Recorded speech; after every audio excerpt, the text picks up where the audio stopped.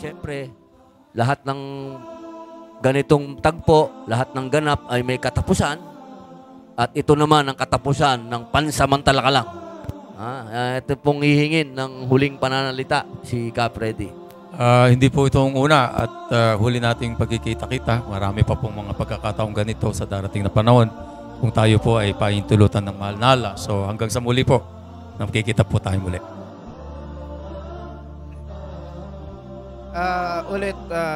Masya Allah, sana nga maulit ito, no? Pero may gusto kasi ko i-share eh.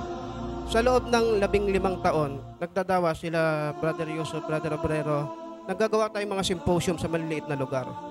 At puspusan yung pag-iimbita natin, pero ang darating konti lang. Kaya ko sinasabi to, kung lahat tayo, kukonbinsihin natin yung mga nasa panel ngayon na sila yung mag-full time sa dawa, hindi natin ma-imagine kung ano yung pwede maging epekto nito sa ummah. Baka yung isang symposium natin, pag sila yun nandyan, baka nagsisiksikan sa venue natin at napapahayag natin yung mensahe ng Islam. So inshallah, kumbinsihin natin sila, hatakin natin sila. Sa tingin ko, malaki role natin eh.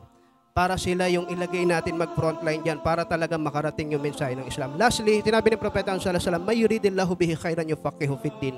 Ang gusto ni Allah subhanahu wa ta'ala bigyan ng kabutihan, hindi niya binibigyan ng pera, magandang asawa, yaman sa mundo, anuman.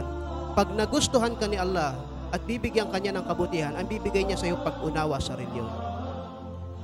Kaya yung tao na matagal sa Islam at hindi naman nakakaunawa, aral ng aral, hindi nagbabago, sabi Sheikh bin Baz rahimahullah, natatakot siya sa tao na yun, baka hindi siya nagugustuhan ni Allah. Ibig ko sabihin, mga kapatid sa Islam, bawat kaalaman na tututunan natin, lalo ngayong buwan ng Ramadan, yung pagsasabuhay nito, napakalaking bagay. So ito, nagtitipon-tipon tayo, kumukuha tayo ng mga aral sa mga nakaraan ng mga kilalang bisita natin. Sana yung mga aral na yun, hindi natin uwi as joke na maganda, nakapag-selfie kami doon, nakapagpa-picture, hindi.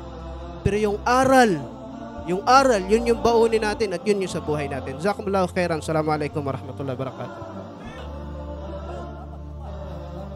Takbir!